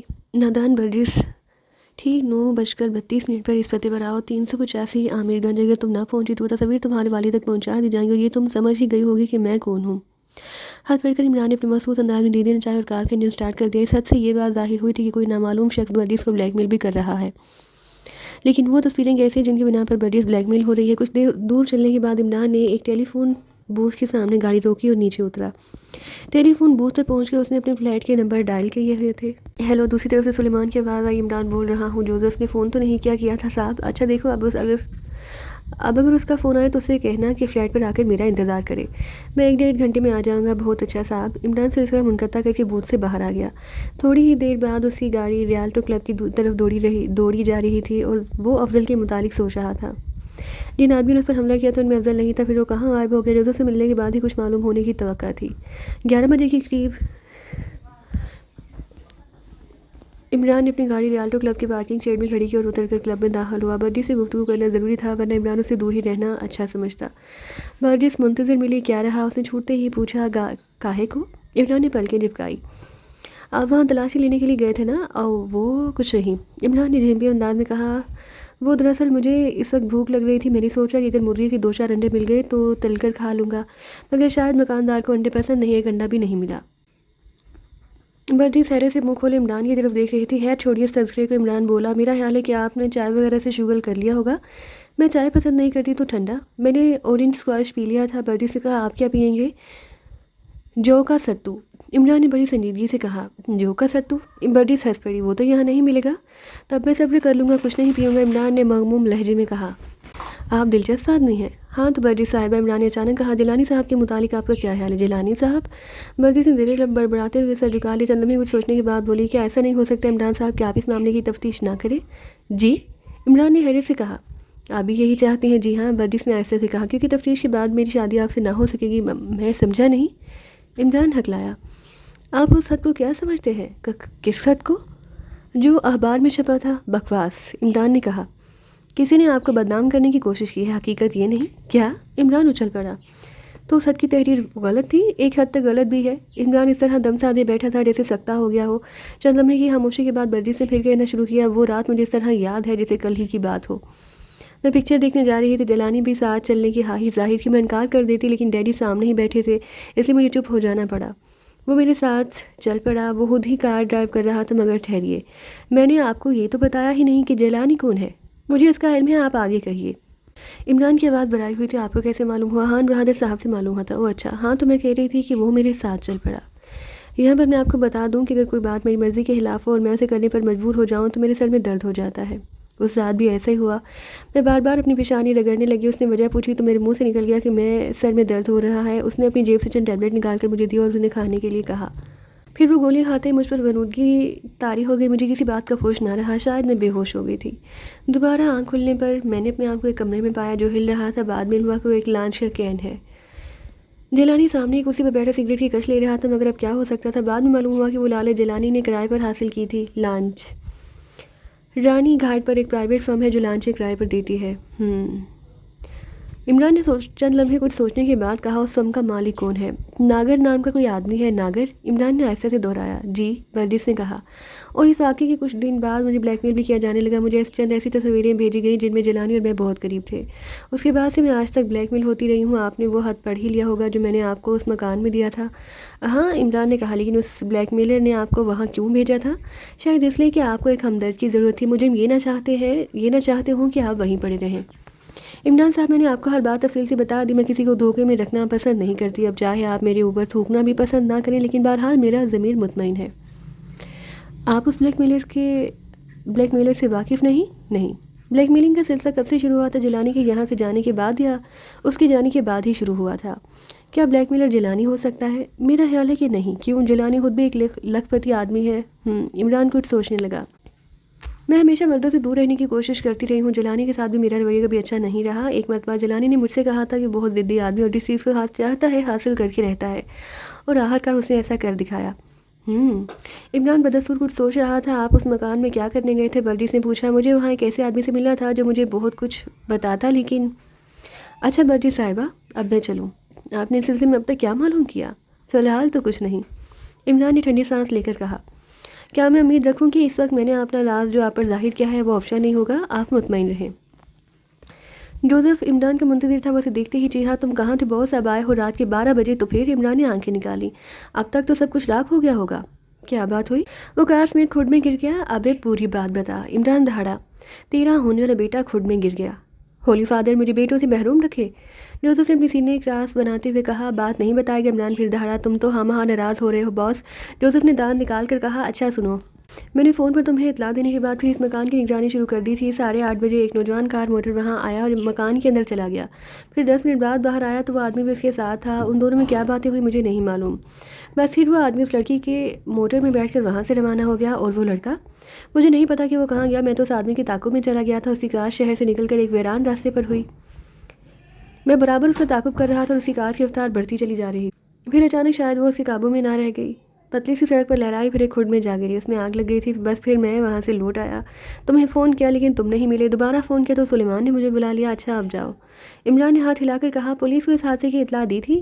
نہیں باس، راستے میں کسی جگہ سے فون کر دینے، لیکن اپنے بارے میں کچھ بتانے کی ضرورت نہیں۔ اچھا باس۔ جوزف کے چلے جانے کے بعد سلیمان کمرے میں آیا۔ کیوں؟ عمران نے پوچھا۔ بڑے صاحب کا بھی ٹیلی فون آیا تھا۔ ڈیڈی کا؟ ہاں۔ اچھا۔ سلیمان یہ اطلاع دینے کے بعد وہاں سے چلا گیا۔ دوسری صبح عمران نے رحمان صاحب کو رنگ کیا اور کہا، ڈیڈی میں عمران بول رہا ہوں۔ میں نے کل رات تمہیں فون کیا تھا لیکن میں کام سے گیا ہوا تھا۔ بہت سی کڑیاں یکجا کر لی ہیں میں نے، بس ان کو ایک دوسرے سے ملانا باقی رہ گیا ہے۔ وہ کڑیاں کیسی ہیں؟ اچھی خاصی ہیں۔ تم مجھ سے بات کر رہے ہو؟ رحمان صاحب گرائے۔ جی ہاں ڈیڈی، لیکن میں ابھی کچھ نہیں بتا سکتا۔ اچھا اب اجازت۔ عمران نے سلسلہ منقطع کر دیا۔ ناشتہ کر چکنے کے بعد اس نے میک اپ کرنا شروع کر دیا۔ وہ ناگر سے ملنے کے لیے جانا چاہتا تھا۔ ناگر جس کی فرم کرائے پر لانچیں چلاتی تھی، اس کا نام عمران کو ورجس سے معلوم ہوا، لیکن اسے پہلے بھی ناگر کے متعلق بہت کچھ سن رکھا تھا۔ ناگر کو ایک شریف قسم کا بدماش سمجھا جاتا تھا۔ رانی گھاٹ پر ہی ناگر کی اس فرم کا آفس تھا جو کرائے پر لانچیں دیا کرتی تھی۔ عمران نے قیاش بوڑھے سیٹھ کی حیثیت سے وہاں پہنچے اور اسے ناگر سے لانچ کے لیے کہا۔ کب چاہیے آپ کو؟ ناگر نے پوچھا۔ کل رات، عمران نے بیٹھی ہوئی آواز میں کہا۔ لانچ صرف 3 گھنٹے کے لیے درکار ہوگی۔ میں مچھلی کا شکار کھیلنا چاہتا ہوں۔ لیکن جناب آج کل تو بڑی اندھیری راتیں ہوتی ہیں۔ میں اندھیری ہی راتوں میں اس کھیل کا عادی ہوں۔ او اچھا۔ ناگر پھر بے ڈھنگے پن سے ہنسنے لگا۔ چند لمحے ہنستا رہا اور پھر بولا، مگر سیٹھ صاحب لانچ میں ہمارا ایک آدمی بھی ہوگا۔ مجھے کوئی اعتراض نہیں بشرطیہ کہ وہ محل نہ ہو۔ اس طرف سے آپ بے فکر رہیں، ناگر نے کہا۔ پھر وہ اپنے سامنے رکھا ہوا ایک رجسٹر کھولتا ہوا بولا، اپنا نام اور پتہ وغیرہ بتا دیں۔ عمران نے ایک فرضی نام اور پتہ لکھوا دیا۔ اب یہاں دستخط بھی کر دے۔ ناگر نے رجسٹر اس کی طرف بڑھاتے ہوئے کہا۔ عمران نے فرضی نام کے ساتھ دستخط کر دیے، پھر بولا، باقاعدہ کام ہوتا ہے آپ کے یہاں؟ جی ہاں جناب، جب سے میں نے یہ کاروبار شروع کیا ہے اس وقت سے اب تک باقاعدہ باقاعدہ ریکارڈ ہے میرے پاس، یہ دیکھیے۔ ناگر نے ایک ریک کی طرف اشارہ کیا جس میں رجسٹر بھرے ہوئے تھے اور ان رجسٹروں کی پشت پر ان مہینوں کے نام لکھے ہوئے تھے جن مہینوں کا ریکارڈ ان رجسٹروں میں تھا۔ اچھا۔ عمران نے سر ہلاتے ہوئے کہا، ہاں تو مجھے آپ کو کتنے روپے دینا ہے؟ 50 روپے دے دیجیے۔ عمران نے پرس سے نوٹ نکال لے، ایسا نہ ہو کہ 5 وقت پر لانچ نہ ملے، اب یہاں دستخط بھی کر دیں۔ ناگر نے رجسٹر اس کی طرف بڑھاتے ہوئے کہا۔ عمران نے فرضی نام کے ساتھ دستخط کر دی، پھر بولا، باقاعدہ کام ہوتا ہے آپ کے یہاں؟ جی ہاں جناب، جب سے میں نے یہ کاروبار شروع کیا ہے اس وقت سے اب تک باقاعدہ ریکارڈ ہے میرے پاس۔ پھر عمران نے دوبارہ کہا کہ ایسا نہ ہو کہ اب وقت پر لانچ ہی نہ ملے، ایسا کیسے ہو سکتا ہے سیٹھ صاحب؟ عمران نے اسے روپے دیتے ہوئے کہا، اور آپ کا یہ دفتر کس وقت تک کھلا رہتا ہے؟ رات کے 9 بجے تک۔ اچھا اب میں چلتا ہوں، رسید تو لیتے جائیے۔ ناگر نے 50 روپے کی رسید بنا کر دی اور عمران وہاں سے روانہ ہو گیا۔ وقت واپس اپنے فلیٹ پہنچا تو سلیمان نے بتایا کہ رحمان صاحب نے فون کیا تھا اور کہا تھا کہ وہ جب بھی آپ آئیں فوراً ان کو فون کریں۔ عمران نے رحمان صاحب کو فون کیا۔ ہیلو، دوسری طرف سے آواز آئی، میں عمران ہوں ڈیڈی، خان بہادر ہاشم نے تمہیں اپنے گھر بلایا ہے۔ کیوں ڈیڈی؟ یہ مجھے بھی نہیں معلوم، میں ابھی جا کر ان سے ملتا ہوں، عمران نے کہا اور سلسلہ منقطع کر کے فلیٹ سے باہر آ گیا۔ اب اسی کار خان بہادر ہاشم کے گھر کی طرف جا رہی تھی۔ وہاں پہنچ کر عمران نے ملازم سے انہیں اطلاع کروائی اور اسے فوراً اندر بلا لیا گیا۔ خان بہادر ہاشم کے ساتھ جیلانی بھی موجود تھا۔ عمران نے اسے دیکھ کر چونکا، پھر خان بہادر کی طرف رخ کر کے بولا، آپ نے مجھے یاد فرمایا تھا؟ ہاں بیٹے، ان سے ملو، تم ان کی تصویر تو دیکھ ہی چکے ہو، یہ جیلانی ہے، مجھے عمران کہتے ہیں۔ عمران نے جیلانی سے مصافحہ کرتے ہوئے کہا، مسٹر عمران جیلانی بولا، میں چاہتا ہوں کہ روزنامہ قوم پر دعویٰ دائر کروں، لیکن انکل نے مجھے روک دیا، کہا کہ پہلے آپ سے مشورہ کر لیا جائے۔ اچھا ہوا کہ مجھے اطلاع دے دی گئی مسٹر جیلانی، اور معاف کیجیے گا، ہاں تو مسٹر جیلانی آپ 2 دن اور ٹھہر جائیے، پھر جو دل چاہے کیجیے گا۔ کیا آپ ابھی اس بات کا پتہ نہیں لگا سکے کہ اس سازش کا بانی کون ہے؟ مجھے ایک ہستی پر شبہ ہے، عمران نے کہا، آج رات میں ایک تجربہ کروں گا، پھر شاید یہ معاملہ نبٹ ہی جائے۔ اوہ، عمران جیلانی عمران کی آنکھوں میں دیکھتا اور بولا، آپ کو شبہ کس پر ہے؟ یہ میں ابھی نہیں بتاؤں گا مسٹر جیلانی، عمران نے کہا۔ اس وقت ایک ملازم نے ایک کارڈ لا کر خان بہادر کو دیا، بھیج دو اندر۔ خان بہادر نے کارڈ پر نظر ڈال کر ملازم سے کہا، کون ہے انکل؟ جیلانی نے پوچھا، کیپٹن فیاض۔ وہ کیوں آیا ہے؟ کیا اس معاملے میں پولیس بھی تفتیش کر رہی ہے؟ نہیں، وہ دوسرا معاملہ ہے، کل میری ایک کار چوری ہو گئی، اس کی رپورٹ کر دی گئی تھی، شاید کیپٹن فیاض اسی سلسلے میں کچھ معلوم کرنے آیا ہو۔ کار کب چوری ہوئی آپ کی؟ عمران نے پوچھا۔ کل 8 بجے کے قریب نرجس اسے گرینڈ ہوٹل کی پارکنگ شیڈ میں چھوڑ کر ہوٹل میں چلی گئی، واپسی پر کار نہیں ملی۔ نرجس یعنی میری بڑی لڑکی؟ آپ کے اس کار کا نمبر کیا تھا؟ DS 34818، خان بہادر نے بتایا، پھر بولا، تم یہ کیوں پوچھ رہے ہو؟ ایسے ہی پوچھ لیا تھا۔ اچھا اب اجازت دیجیے۔ عمران اور راہ کو ترتیب سے لگانا چاہتا تو چنگم کا ایک پیس اپنے منہ میں ڈالی اور آہستہ آہستہ کچلنے لگا۔ سوچنے کے لیے چنگم اس کا بہترین سہارا تھی۔ سامنے لگے ہوئے دیوار گیٹ کلاک میں 12 بج رہے تھے اور جب اس کی بڑی سوئی نے 2 چکر پورے کر لیے تو عمران نے ایک طویل سانس لی اور داہنی طرف کروٹ لے کر آنکھیں بند کر لیں۔ دوسری صبح جب وہ اٹھا تو کافی حشاش بشاش تھا۔ ناشتہ کر چکنے کے بعد اسے خان بہادر ہاشم کے گھر کے نمبر ڈائل کیے۔ جب دوسری طرف سے ریسیور اٹھا لیا گیا تو عمران نے عورتوں کسی باریکی آواز میں کہا، برجس ہے گھر پر؟ جی ہاں، 1 منٹ۔ تھوڑی دیر بعد برجس کی آواز سنائی دی، ہیلو میں عمران بول رہا ہوں۔ جی کیا مطلب؟ برجس کے لہجے میں تغیر تھا۔ ابھی تو مجھے پتہ چلا تھا کہ دراصل میں نہیں چاہتا تھا کہ کسی اور کو اس بات کا علم ہو کہ میں نے آپ کو فون کیا تھا، اس لیے میں نے عورتوں کی سی آواز بنا لی تھی کہ مجھے آپ کی سہیلی سمجھا جائے۔ اور برجس دھیرے سے ہنس پڑی، لیکن سنیے، عمران اس کی بات کاٹ کر بولا، کیا اب سے 3 گھنٹے بعد آپ کو فرصت ہوگی؟ کیوں؟ میری بات کا جواب دیجیے پہلے۔ میرا خیال ہے کہ مجھے کوئی کام نہیں گڈ، تو کیا آپ 11 بجے میرے گھر آنا پسند کریں گی؟ کوئی خاص بات؟ ایک اہم مسئلے پر گفتگو کرنی ہے آپ سے اور شاید میں آپ کو مجرم کی شکل بھی دکھا دوں۔ اوہ بتائیے، کیا آپ آ سکیں گی؟ مجھے آپ کا پتہ نہیں معلوم، وہ ابھی بتا دیتا ہوں، بتائیے۔ عمران نے اسے اپنا پتہ نوٹ کرایا، پھر بولا، آپ اسی پتے پر آسانی سے پہنچ سکیں گی تو آپ آ رہی ہیں نا؟ جی ہاں، شکریہ۔ عمران نے سلسلہ منقطع کر کے جوزف کو فون کیا اور اسے فوراً اپنی فلیٹ پر آنے کی ہدایت کی۔ جوزف وہاں 20 منٹ میں پہنچا تھا اور اس 20 منٹ میں عمران نے 2 خط لکھ ڈالے، ایک خان بہادر ہاشم کے نام اور دوسرا جیلانی کے نام۔ عمران نے دونوں ہاتھ جوزف کو دیتے ہوئے کہا، یہ لے جاؤ۔ کہاں؟ دونوں لفافوں پر پتے لکھے ہیں، مگر یہ خیال ہے کہ یہ ہاتھ کسی اور کے ہاتھ نہیں لگنے چاہیے۔ لیکن باس یہ کیسے ہو سکتا ہے؟ کیوں؟ عمران گھبرایا۔ میں ان دونوں میں سے کسی کو نہیں پہچانتا، اس کا حل ہے میرے پاس، عمران نے کہا۔ پھر جوزف کو خان بہادر کا حلیہ ذہن نشین کرانے کے بعد بولا، اس گھر میں اس حلیے کا کوئی دوسرا آدمی نہیں، اور وہ کیا نام ہے اس کا؟ جیلانی، جوزف نے کہا۔ اب اس کی تصویر دیکھ لو۔ عمران نے اپنی جیب سے جیلانی کی وہ تصویر نکالی جو اس نے خان بہادر سے لی تھی۔ اب بے فکر رہو باس، جوزف نے کہا، اب یہ دونوں ہاتھ انہی آدمیوں کو ملیں گے، مگر یہ دونوں ایک ہی کوٹھی میں رہتے ہیں، تو پھر کیا ان دونوں آدمیوں کو یہ ہاتھ ایک دوسرے سے چھپا کر دینا ہوں گے؟ نہیں، اس کی کوئی ضرورت نہیں۔ تب ٹھیک ہے باس، اب تم جا سکتے ہو۔ جوزف کے چلے جانے کے بعد عمران نے ہانک لگائی، ابھی اور سلیمان؟ جی صاحب آیا۔ چند ہی لمحوں بعد سلیمان کمرے میں تھا۔ ابھی اتنی دیر؟ عمران نے آنکھیں نکالی، دیر کہاں ہوئی ہے صاحب، آدھا منٹ بھی نہیں لگا۔ کہاں نہیں لگا؟ آنے میں۔ اپنی اردو ٹھیک کر، کیا غلطی ہوگی صاحب؟ یہ نہیں کہہ سکتا تھا کہ آدھا منٹ بھی نہیں ہوا؟ لگنے لگا کہنے میں کیا حرج ہے؟ بحث کرنے لگا ہے مجھ سے؟ عمران نے پھر آنکھیں نکالی. ابے منٹ کوئی مادی چیز نہیں ہے جو کسی کو لگے گا. مادی نہیں تو نر ہوگی، لیکن اس سے کیا؟ میں نے مادی کہا تھا. عمران گر جا. مادی کہیے یا مادی، بات ایک ہی ہے. سلیمان بے پرواہی سے بولا. تو مجھ سے زیادہ قابل ہے؟ عمران اسی لیے انداز میں بولا. نہیں صاحب، لیکن شاید آپ کچھ بھول رہے ہیں. کیا بول رہا ہوں؟ یہی کہ آپ نے مجھے کسی کام سے بلایا تھا. ہاں. عمران نے ایسے سے کہا، پھر تشویشناک لہجے میں بولا، مگر اب یاد نہیں آ رہا کہ کیا کام تھا. تو آپ یاد کیجیے، جب یاد آ جائے تو پھر بلا لیجیے گا. سلیمان یہ کہہ کر مڑا ہی تھا کہ عمران ہاتھ اٹھا کر بولا، ٹھہر جا، یاد آ گیا.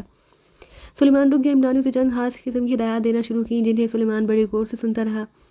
11 بجنے میں ابھی 1 منٹ باقی تھا کہ برجس نے عمران کے فلیٹ پر لگا ہوا کال بیل کا بٹن دبایا. دروازہ خود عمران نے کھولا اور اس وقت وہ چہرے سے پرلے درجے کا احمق نظر آ رہا تھا. اس نے 2-4 بار پلکیں جھپکائی اور پھر ایک طرف ہٹتا ہوا بولا، تشریف لائیے.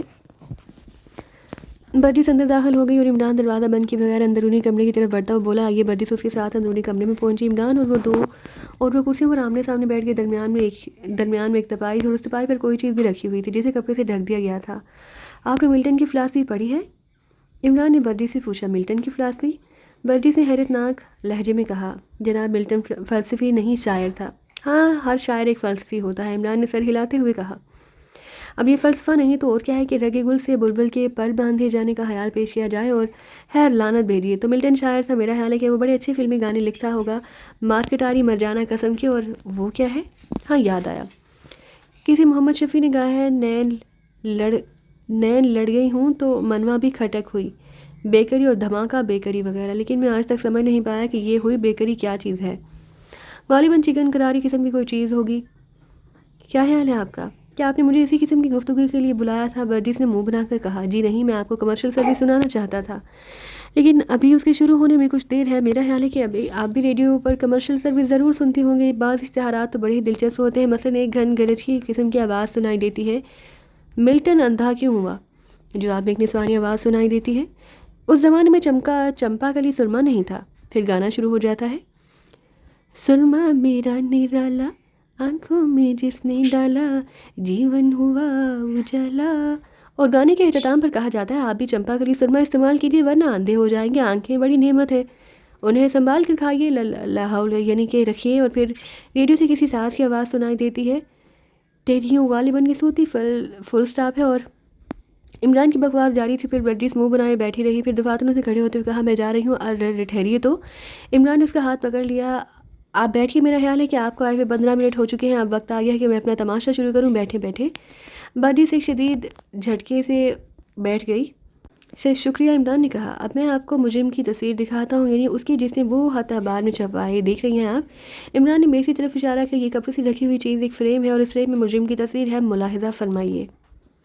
عمران نے ایک جھٹکے سے کپڑا الگ کر دیا. برجس کی نظریں اس پر جمی ہوئی تھی. دوسرے لمحے وہ بھون چکا رہ گئی، کیونکہ وہ تصویر کا فریم نہیں بلکہ آئینہ تھا جس میں خود اس کا عکس نظر آ رہا تھا. کیا مطلب؟ وہ ہکلائی. یہی وہ مجرم ہے محترمہ، عمران نے بڑے ادب سے کہا. تو مجھ پر ایک بے بنیاد الزام لگا رہے ہو؟ برجس بکھرے ہوئے انداز میں کھڑی ہو گئی. بیٹھو. عمران نے اس لہجے میں کہا. تم ہار چکی ہو برجس، لیکن شاید تمہاری جیسی لڑکی دنیا کے پردے پر نہ ملے. تم نے خود اپنی عزت و ناموس کو داؤ پر لگا دیا، مگر کس لیے؟ یہ میں نہیں جانتا، یہ تو تم ہی بتاؤ گی. کیا تمہارا دماغ خراب ہو گیا ہے؟ برجس نے غصے سے کہا. ہاں. عمران سر ہلاتا ہوا بولا، میرا دماغ غزل سے خراب ہے اور اب تک خراب رہے گا. لیکن برجس، تم ایک عقل مند لڑکی ہو، اس لیے میں توقع کروں گا کہ عقل مندوں کی طرح گفتگو کرو. اب ہٹ دھرمی سے کوئی فائدہ نہیں، تم ہار چکی ہو. تم نے 2 غلطیاں کی اور اگر وہ نہ کی ہوتی تو شاید میں اندھیرے ہی میں رہتا. کم از کم اتنی جلدی اس نتیجے پر ہرگز نہ پہنچتا. تمہاری سب سے پہلی غلطی وہ تھی جب تم افضل کے مکان پر مجھ سے ملی تھی اور میرے سر کے زخم کے لیے دوسرے کمرے سے ڈریسنگ کرنے کا سامان لائی تھی. اول تو اس مکان میں ڈریسنگ کرنے کے سامان کی موجودگی ہی غیر فطری ہے. دوسری بات یہ کہ وہ سامان دوسرے کمرے میں رکھی ہوئی میز کی آخری دراز میں تھا. اگر کوئی اجنبی آدمی اس میز میں وہ سامان تلاش کرتا تو سب سے پہلے اس کی پہلی دراز کھولتا، کیونکہ یہ فطری بات ہے. اس کے بعد دوسری دراز کھولی جاتی، مطلب یہ کہ آخری دراز کا نمبر آخر میں آتا. لیکن میں نے ایک ہی دراز کھلنے کی آواز سنی تھی. اس کا مطلب یہ ہوا کہ تم نے سب سے پہلے آخری دراز کھولی، اور یہ اسی صورت میں ہو سکتا ہے جب تمہیں معلوم ہو کہ فرسٹ ایڈ باکس اسی دراز میں ہے. اس کا مطلب یہ تھا کہ تم نے ہی وہ فرسٹ ایڈ باکس وہاں رکھا تھا، یا تمہیں معلوم تھا کہ وہیں رکھا ہے، لیکن مجھ پر یہ ظاہر کرنا چاہتی تھی کہ تم وہاں اجنبی ہو. बस यहीं से मैं तुम्हारी तरफ से शोबे में बढ़ गया। फिर मुझे वो गुफ्तगू भी याद आई जो मैंने उसी दिन अफ़ज़ल से की थी। फिर मैंने अपनी बातों में उलझा कर उसे यकीन दिलाया कि मैं उसके जुर्म से वाकिफ़ हूँ। फिर शायद वो उसका इकबाल भी कर लेता, मगर अचानक उसका रवैया तब्दील हो गया और मुझसे अकड़ अकड़ कर बात करने लगा। फिर अगर मैंने उसे टेप रिकॉर्डर की मौजूदगी का एहसास ना दिलाया होता तो शायद वो अकड़ा ही रहता। अलबत्ता उसके रवैये की तब्दीली ने मुझे उलझन में डाल दिया। काफ़ी सोच विचार के बाद मेरी वजह समझ में आ गई। उसके रवैये की तब्दीली का मुहर्रिक मेरा ही एक जुमला हुआ। मैंने गालिबन उससे कुछ इस किस्म की बात कही कि मैं उस आदमी से वाकिफ़ हूँ जिसने वो खत अखबार में छपवाया था। शायद मेरे मुंह से लफ्ज़ आदमी सुनकर उसने समझ लिया कि मैं कुछ भी नहीं जानता, क्योंकि ये सब कुछ तो एक लड़की का किया धरा था। यानी तुम्हारा। बताओ क्या मैं गलत कह रहा हूँ? बके जाओ। बर्जिस ने हकारत से कहा। अच्छा तो सुनो, अब मैं तुम्हारी तरफ से शय में पड़ चुका हूँ शोबे में, लेकिन ये बात मेरी उलझन का बायस बनी थी। अगर तुमने ही ये सब कुछ किया धरा है तो क्यों? अच्छा, मैं ये भी बताता चलूँ कि अफ़ज़ल से गुफ्तगू के बाद मैंने अपने एक आदमी को उसकी निगरानी पर मामूर कर दिया। उसने मुझे इत्तला दी कि 8:30 बजे एक नौजवान लड़का कार पर अफ़ज़ल के घर पहुंचा था और शायद वो तुम ही थी, एक लड़की के भेस में। तुमने अपनी बड़ी बहन नरजिस की कार चुराई। शायद तुमको मालूम होगा कि इस वक्त नरजिस ग्रैंड होटल में है। बहरहाल वहाँ से कार चुराकर तुम अफ़ज़ल के पास पहुंची। अफ़ज़ल ने तुम्हें टेलीफोन पर बता दिया होगा कि उसकी मुझसे क्या गुफ्तगू हुई, लिहाजा तुमने उसे नरजिस साहिबा की गाड़ी दी और वो भाग निकला। लेकिन शायद वो इतना खौफज़दा था कि कार को ठीक से ना चला सका और कार समेत एक खुड में गिरकर मौत की आगोश में जा पहुंचा। अच्छा, मैं गुफ्तगू को यहीं छोड़कर दूसरी तरफ आता हूँ। इमरान ने खामोश होकर जेब से चिंगम का पैकेट निकाला और उसमें से एक पीस अपने मुंह में डालकर फिर कहना शुरू किया। फिर कल रात में नागर के ऑफिस में गया और वहाँ पहुँचकर 6 महीने पहले का रिकॉर्ड तलाश किया। मुझे इस बात का इल्म हो चुका था कि जो भी किराए पर लॉन्च हासिल करता है उससे रजिस्टर में दस्तखत करवाए जाते हैं। तुमने मुझे बताया था कि 6 माह पहले जिलानी तुम्हें लॉन्च में ले गया, यानी किराए पर लॉन्च खुद जिलानी ने हासिल की होगी। लेकिन जब रजिस्टर में देखा तो पता चला कि वहाँ तुम्हारी दस्तखत मौजूद हैं। गोया लॉन्च हासिल करने वाली तुम थी। मैं रजिस्टर में से वो फ़र्क फाड़ लाया हूँ, वर्क जिस पर तुमने दस्तखत किए थे, ये देखो। इमरान ने जेब से वो वर्क निकाला। वो वर्क देखते ही बर्जिस के चेहरे का रंग उड़ गया, लेकिन चंद ही लम्हों बाद में उसने अपनी हालत पर काबू पा लिया। अब वो फिर पहले की तरह मुतमईन नज़र आ रही थी। उसने मुस्कुराते हुए कहा, वाकई तुम बहुत चालाक हो, लेकिन क्या तुम इस बात को अदालत में साबित कर सकोगे? हाँ, मैं ऐसा कर सकता हूँ, लेकिन नहीं करूँगा। मुझे एक शरीफ ख़ानदान की इज़्ज़त का ख्याल है, मगर तुम बताओ कि तुमने ये सब कुछ क्यों किया और किस लिए किया? सिर्फ इसलिए कि मेरी शादी तुमसे ना हो सके और मैं जिलानी को भी हासिल कर सकूं। वो कैसे? ये बात सब जानते हैं कि मैं मर्दों से बहुत दूर रहती हूँ और इसी वजह सिर्फ ये है कि मुझे आजकल के नौजवान लड़कों के पीछे दुम हिलाते फिरना सख्त नापसंद है। नौजवानों की इस हरकत ने मुझे मर्दों की तरफ से मुतनफ़र कर दिया, लेकिन जलानी, उसने मेरे गरूर को ठेस पहुंचाई। वो कभी मेरी तरफ मुतवज्जो ना हुआ, मुझे नज़र भर कर देखता भी नहीं था। ये चीज़ मेरे लिए बड़ी तकलीफ़ देती। मैं चाहती हूँ कि लोग मुझसे करीब होने की कोशिश करें और मैं उन्हें धुतकारती रहूँ, लेकिन जलानी के साथ ऐसा ना हो सका। मैंने उसे अपनी तरफ मुतवज्जा करने की कोशिश की, लेकिन नाकाम रही। मुझे उस पर बेहद जलाहट हुई और मैंने एक बहुत बड़ी कसम खाई कि मैं जलानी को हासिल करके रहूँगी। इसके लिए मैंने एक प्लान बनाया। नागर से किराए पर लॉन्च हासिल कर एक दिन जलानी को इस बात पर मजबूर कर दिया कि वो मेरे साथ कश्ती में समंदर की सैर करे। मैं उसे वहाँ ले गई, लेकिन मुझे कामयाबी ना हो सकी। अलबत्ता नागर ने, जो खुद भी उस कश्ती में था, हमारी गुफ्तगू को रिकॉर्ड कर लिया। फिर मैं और जलानी वहाँ से चले गए, मगर उसके बाद नागर ने मुझे ब्लैकमेल करना शुरू कर दिया। उसे धमकी दी कि अगर मैं हर माह 500 रुपये ना देती रहूं तो वो इस गुफ्तगू की रिकॉर्ड डैडी तक पहुंचा देगा। बहरहाल मैं अब तक उससे ब्लैकमेल होती रही हूँ। लॉन्च वाले वाक़े के चंद दिन बाद जलानी जहाँ से चला गया, उस पर मैं बहुत जलाई। फिर जब एक दिन डैडी को जलानी की शादी का दावती कार्ड मिला तो मेरी जलाहट और बढ़ गई। इधर मेरी और तुम्हारी शादी की चर्चा हो रहा था। हर मैंने एक तरकीब सोची। अफ़ज़ल के ज़रिए वो खत अखबार में छपवा दी और उस दिन के अखबार की कापी उस घराने में भेज दी जहाँ मेरी शादी होने वाली थी। इस तरह एक पिनथ दो काज हो गए। एक तरफ जलानी की शादी रुक गई, दूसरी तरफ मेरी। लेकिन जब मुझे अफ़ज़ल से तुम्हारी और उसकी गुफ्तगू का पता चला तो मैंने खेल बिगड़ जाने के डर से अफ़ज़ल को इस शहर से भगा देना ही मुनासिब समझा। अफ़ज़ल से मुझे इस बात का भी पता चला कि तुम 9 बजे से घर पहुंचोगे, लिहाजा मैंने सोचा कि तुम्हारी थोड़ी सी पिटाई भी होना चाहिए, लिहाजा ऐसा इंतज़ाम किया गया। खुदा तुमसे समझे, इमरान ने दांत पीसते हुए कहा। तुमने अपने होने वाली मजाजी खुदा की पिटाई करवा दी। बर्जिस हंसी और फिर उसने कहा, मैंने सोचा कि शायद पिटाई हो जाने के बाद तुम इस मामले की तहकीक ना करो, लेकिन वो उल्लू के चरहे थे कौन जिन्होंने मेरी पिटाई की? चंद किराए के गुंडे जो नागर के तोसर से मेरा ये काम करने पर तैयार हुए, और मैं अफ़ज़ल के मकान में इसलिए रुकी थी कि तुमसे गुफ्तगू कर सकूँ और मालूम कर सकूँ कि तुमने अब तक क्या मालूम किया। अल्लाह समझेगा तुमसे। इमरान ने फिर बड़ी बूढ़ियों की तरह हाथ उठाकर कहा। बर्जिस फिर धीरे से हंसी और बोली, अब जलानी हमारी जहाँ ठहरा, इस बदनामी के बाद डैडी शायद उससे मेरी शादी की कोशिश करे। अजीब ज़िद्दी लड़की हो तुम। इमरान ठंडी सांस लेकर बोला, तुमने ज़िद की खातिर अपनी इज्जत और नामोनूस को दांव पर लगा दी, लेकिन इससे तुम्हें कोई फ़ायदा ना होगा। क्यों? जलानी तुमसे हरगिज़ शादी ना करेगा, यकीन ना आए तो पूछ लो उससे। इमरान ने कहा। फिर वो अपने दूसरे कमरे की तरफ दरवाजे की तरफ मुँह करके बोला, आप हज़रात अब तशरीफ़ ला सकते हैं। दूसरे ही लम्हे कमरे का दरवाज़ा खुला और हान बहादुर हाशिम के साथ जलानी अंदर दाखिल हुआ। हान बहादुर का सर निदामत से झुका हुआ था। बर्जिस उछल कर खड़ी हो गई। फिर दफातर उसने भपटे हुए अंदाज में इमरान पर छलांग लगाई। सूवर कमीने, मैं तेरा मुंह नोच लूँगी। ارے باپ رے! عمران اچھل کر ایک طرف ہٹ گیا، پھر اس نے ایک ہانک لگائی، سنبھالیے خان بہادر صاحب اپنی لڑکی کو۔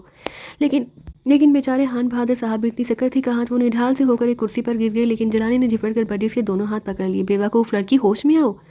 لیکن بیوقوف لڑکی نے اب رونا شروع کر دی، وہ پھوٹ پھوٹ کر رو رہی تھی اور عمران ایک طرف کھڑا ہے مکانہ انداز میں پلکیں جھپکا رہا تھا۔